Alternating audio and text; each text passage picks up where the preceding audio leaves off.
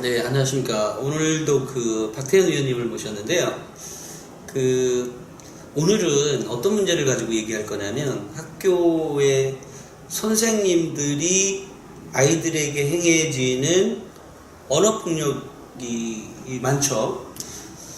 사실 적을 수도 있는데, 또 일부 선생님들은, 야, 우리는 뭐 욕도 안 하는데 왜 자꾸 오히려 애들한테 욕먹는 게 무섭다, 뭐 이런 말씀들도 하고 계시지만, 일단 오늘날 주제는 선생님이 아이에게 언어폭력을 했을 경우라든지 아니면 물리적 폭력을 했을 때를 상정해서 말씀을 나눠보도록 하겠습니다. 이럴 경우에 이런 사례들이 실제 전국적으로 학교에서 많이 일어나나요? 어때요? 예, 많이 일어납니다. 저희한테 연락도 많이 오시고 도와달라고도 많이 하시고요.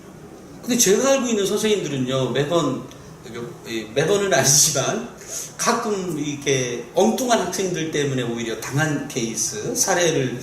그런 사례도 굉장히 많죠. 그러니까 네. 그런 사례는 교권보호위원회라고 해가지고 그래서 만들어 놓은 거죠. 예. 네.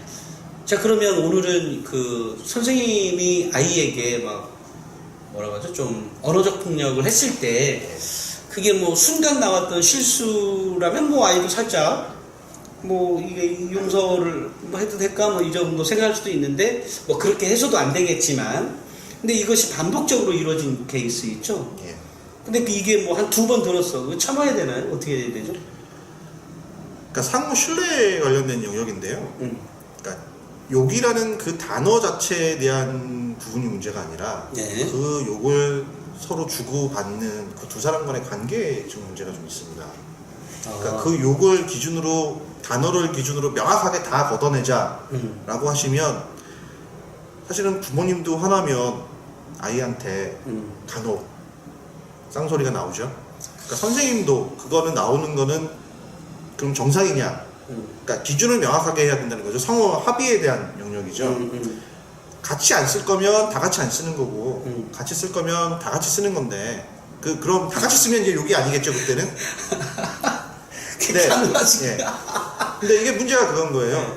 학교라는 그룹이 이제 크다 보니까 학교의 한 80% 정도는 그 단어는 욕으로 인식하고 있어요. 근데 한 20% 정도는 야, 그게 뭐가 욕이야? 화나면 그 정도 하는 거지. 그런 게, 그러니까 어쨌든 100% 욕이 아닌 욕 아닌 욕도 있다는 얘기죠. 예, 굉장히 많이 하죠. 그러니까 선생님들은 힘드니까 서로 이해가 되니까 자신들은 그 정도는 별거 아니다라고 생각하시고, 바깥에 있는 학부모들은 야, 나 살 땐 그렇게 안 살았어라고 얘기하시고. 그럼 이 두 가지가 충돌나는 경우가 지금 너무 많죠. 그래서 많이 그 기준을 서로 소통을 통해 가지고 풀어야 되는데 그게 단절되어 있는 겁니다. 누구랑 단절됐다는 거예요? 선생님 집단과 학부모 집단이. 욕에 대한 그러니까 정의야 내려져 있겠지만 어느 부분까지 용납될 수 있는 선인지에 대한 그 소통을 얘기하는 거죠. 그 기준이 서로 너무 다른 거죠. 우리 애는 욕먹을 일이 아니다. 그거 얘기했고. 예, 근데 학부모는, 선생님은 그 정도는 난 다 하고 다녔다. 그럼 이제 걸러줘야 되는 것들이 매년 이걸 맞추는 시기가 있어야 되는데 그게 없는 거죠. 자, 그러면 오늘은 애매한 거는 빼고요. 빼고 확실히 욕이야. 예. 누가 들어도 욕이다. 이런 경우를 한 번은 들으면 애들이 참죠, 일반적으로. 그죠? 예. 근데 이것이 반복적으로 이루어지는 선생님들이 있단 말이에요, 가끔. 이럴 경우에 그러면 이 학생 입장에서 또는 이것을 들은 학부모 입장에서 아이가 얘기를 해줘서 이제 알게 되었어요. 그럼 여기서부터 처리하는 방법 좀 알려주시겠어요? 절차적으로 바라보면 이것도 당연히 학교폭력대책위원회 소관의 업무입니다. 네. 그러니까 정상적으로 행정실을 통해서 이 사건을 접수를 하셔야 되고요. 네. 그 다음 절차는 조사 과정을 거쳐서 진행을 하면 됩니다. 근데 학생과 학생 간의 사건과 달리 교원과 학생의 문제가 되면 학교폭력대책위원회에서 다룰 수 있는 건 조사 과정까지예요. 조사만. 예. 네. 그러니까 처벌이 아니죠. 조치 규정에 보시면 학생에 대한 조치 규정하고 학부모에 대한 조치 규정 일부가 들어있어요. 네. 교원에 대한 조치는 할 수 있는 방법이 없습니다. 그러니까 학부모 쪽에서는. 예. 네. 그럼 이제 그 조사 결과가 나왔잖아요. 네. 이건 공식화된 문서입니다. 그 사람이 어떤 어휘를 사용했는지, 언제 썼는지, 그런 상황이 어떤 때에 있었는지 이런 걸 공식적으로 조사를 할 수 있죠. 먼저 시간에 말씀드렸던 것처럼 그 사안에 대해서 선생님의 조사가 신뢰가 담보되지 않는다라고 생각되시면 그 피해자 학생이나 부모님 입장에서는 학교폭력대책위원장에게 네. 나는 외부기관의 조사를 의뢰하고 싶다라고 하셔가지고 외부기관의 조사를 의뢰할 수도 있습니다. 이렇게 해서 조사 결과가 나오면 이걸 가지고 인사징계위원회에 회부해달라고 교장 선생님한테 말씀하셔야 돼요. 인사징계위원회는 학교 내에 있는 거죠? 아닙니다. 아니에요? 그 교원에 대한 인사권은 교육감에게 있기 때문에 교육청에 신청을 하는 교장이 신청하는 거라는 얘기죠. 그 부분이 이제 많은 학교에서 힘들어하는 거죠. 그 사람이 그 선생님이 욕을 한 건 확실한데 교장 선생님이 그걸 신청할 수 있는 권리를 독점하고 계세요. 다른 사람들은 신청을 못 해요. 징계와 관련돼 가지고. 근데 교장 선생님이 징계를 안 하겠다고 버티면, 네. 그러니까 신청을 상급기관에 신청 안 하겠다고 버티면 학부모 입장에서 뾰족한 수가 없는 것처럼 보여요. 근데 뾰족한 수가 있는 거죠? 예. 오케이. 자, 항상 교장 선생님의 행위에 학교 경영과 관련된 영역이죠. 이건 사건이 아닙니다. 조사는 끝났고요. 오케이. 그 결과가 있기 때문에 학교 경영과 관련돼서 의견을 낼 수 있는 건 항상 운영위원회입니다. 학교 운영위원회. 예. 네. 그 욕은 지금 그 어휘는 굉장히 문제가 크기 때문에 어떤 형식으로든 인사 조치가 있어야 된다라고 판단이 되시면 운영위원회에 학폭위원회의 조사 결과를 가지고 네. 그 상정을 해가지고 징계 요구를 교장선생님한테 하실 수 있습니다. 자, 그러면 그 학교 운영위원회에 이렇게 요청을 하는 사람은 아까 그러니까 학생도 가능한 건가요? 예. 학생이나 학부모나 당한 학생, 당한 학부모 또는 그 학폭위원장, 예. 학폭위에 뭐 누군가가 어쨌든 학원위를 개최해달라고 예. 하면 되는 거네요. 예.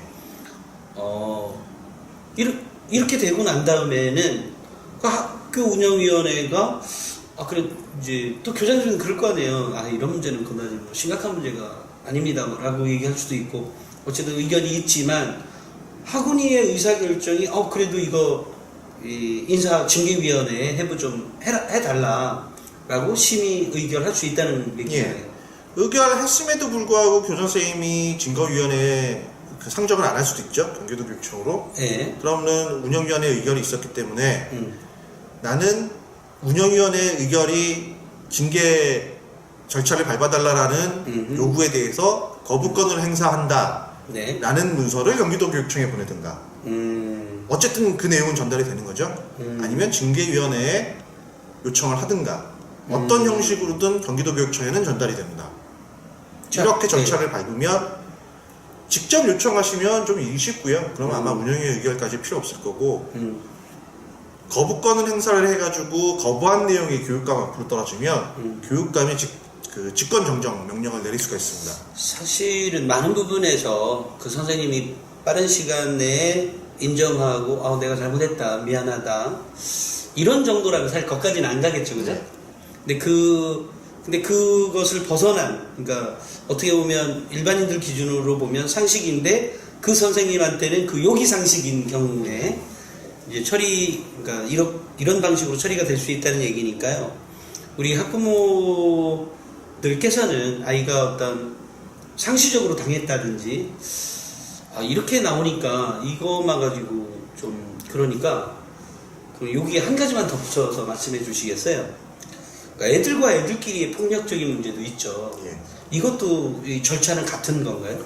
절차는 같습니다. 그리고 대신 요거보다 조금 더 할 수 있는 게 학생과 학생은 학폭위에서 조치까지 가능하죠. 조치라고 한다면 그 아이를 정학을 시켜라, 퇴학을 시켜라, 뭐 이런 사회봉사 명령을 해라, 아니면 교육을 이수해라 이런 명령을 할 수 있습니다. 저는 이렇게 학교 폭력을 예를 들어 같은 반이에요. 우리가 같은 반인데 싸움 잘하고 제가 못해. 그래서 근데 이게 인성도 좀 그래서 내가 매번 맞았어. 이렇게 당했을 경우에 난 얘를 보는 게 무서워요. 그죠? 같은 교실 내에. 그러면 교실을 얘는 뭐 다른 반으로 가게 해라. 퇴학까지는 좀 너무 한 것 같으니 뭐 정학 정도나 사회봉사 정도 이 정도로 그치게 하고 얘를 다른 반으로 보내기도 할 수 있나요? 학폭위에서? 가능은 합니다. 근데 현실은 그렇게 그 정도의 조치 가지고는 사실 큰 차이가 없죠. 옆 반에 있으나 우리 반에 있으나 사실 그 두 아이의 관계에서는 문제가 없죠. 그다음에 하나 편집장님께서 빼먹으신 게 있습니다. 네. 조치는 조치로 끝이 아니라 조치를 통해서 그 아이 둘을 인성적으로 향상시켜야 되는 거거든요. 조치로 끝나면 안 되는 거예요. 조치는 인상을 향상시키기 위해서 도움이 되는 어떤 행위여야 되는데 이제 우리나라에서 지금 학폭위 개념은 처벌적 느낌인 거죠. 그러니까 반 띄워놓으면 처벌인가요? 아니면 전학 보내면 처벌인가요? 아이 인성이 그럼 좋아지나요? 전학 보내면? 전혀 상관없다라는 겁니다. 자, 그러면은 우리 실제 현재 우리 학교 내에서 할 수 있는 것은 그러면 그 아이들의 어떤 인성이 좀 향상될 수 있는 어떤 조치까지를 포함한 게 아까 말씀하신 조치였던 네, 그렇게 돼야 되는데 이제 이렇게 얘기하면 이제 선생님들은 답답해하세요. 내가 이미 25명, 30명, 많은 학교는 한 35명까지를 돌보고 있는데 한 아이의 인성을 위해서 쓸 수 있는 시간이 제한적이라는 거죠. 그럴 수 있죠. 그러면 그 아이를 위해서 뭔가 더 해줘야 된다라는 당위성과 현실의 문제가 충돌하면서 사실은 조치로 끝나는 겁니다. 야, 사회봉사 명령 한 8시간 때우고 와라. 아이의 인성 발달에 도움이 되나요? 전혀 안 된다는 거죠. 근데 선생님들이 답답한 부분은 실질적으로 둘이 싸워서 싸울 수 있죠. 이건 뭐 크면서 벌어지는 문제입니다. 싸워서 학폭회의 열릴 수 있어요. 뭐 열릴 수 있죠. 누군가는 이제 기준 좀 정해줘야죠. 그리고 끝이에요. 아이의 인성을 위해서 우리가 행위를 하려고 학폭위원회라는 제도를 만들었는데 실제로 한 학교당 예산이 20만 원 정도. 그러니까 전교생 대상 강의 한 번 하는 정도 선으로 끝내. 그러면 자, 그러면 우리 박 위원님이 갖고 있는 어떤 대안이라는 게 뭐가 있다는 거죠? 제시할 수 있는 대안, 꼭 갖고 있다기보다는 좀 이제 학폭법을 근본적으로 좀 다시 알아봐야 되는데요. 요번에 숭이초 같은 데들이 이제 문제가 생기는 사유가 뭐죠? 학폭을 재판, 사법부에 들어가기 위한 전 단계로 인식하는 부분들이 너무 많으세요. 자, 이렇게 되면요. 너무 커져요? 길어지니까. 그럼 좀 짧게 가면요. 일단 피해 학생이든 가해 학생이든 이걸 굳이 이제 나누고 계시는데 사실은 둘 다 치유해주고 보호해야 될 우리 학생들인 거예요. 뭐 그 말씀도 그러면 이 예산을 누가 부담해야 되죠? 얘네들을 치유하고 보호해주고 회복시켜줘야 될 예산? 교육과정의 하나로 본다라면 학교 예산에서 집행돼야 돼요. 그런데요. 근데 실제로는 법에 보시면 피해자가 그 모든 비용을 부담을 하고 돼 있어요. 예. 그러니까 판단 단계 말고요. 회복의 단계로 들어가야 되는데 회복의 단계는 피해자가 가해자를 포함해서 다 한쪽에서 부담하고 돼 있으니까 일선 학교 선생님들이 당혹스러운 거예요. 그죠. 학부모한테 뭐 돈을 달라고 할 수도 있고 또 자 돈을 달라고 하면 곧바로 주면 좋은데 또 안 주면 어떡할 거야. 네. 그러니까 그건 그나마 가해자 피해자가 명확할 때고요. 사실 아이들의 경우는 51대 49가 많아요. 그러니까 분명히 얘가 조금이라도 죄는 더 졌는데 그냥 더 찐 게 찐이에요. 알겠습니다. 그러면 일단은 우리가 이제 오늘은 처리 그것만 하고요. 조금 더 깊이 들어가는 내용들은 일단 오늘 그 얘기 말씀해 주신 내용만 가지고도 내 아이가 그 어떤 뭐 선생님에게 당했다든 아니면 아이들끼리 어떤 해서 어쨌든 49인 경우 구체적으로 얘기하면 이런 경우에 대한 얘기를 좀 했었는데요. 어쨌든 학교폭력 학폭위에서 가능하고 그것이 조금 더 미진하다고 했을 경우에는 다시 그 학군이 이를 개최해달라는 걸로 해서 어쨌든 일을 처리할 수 있다. 오늘 여기까지만 하도록 하겠습니다. 오늘도 말씀 잘 해주셔서 너무 감사드립니다. 감사합니다.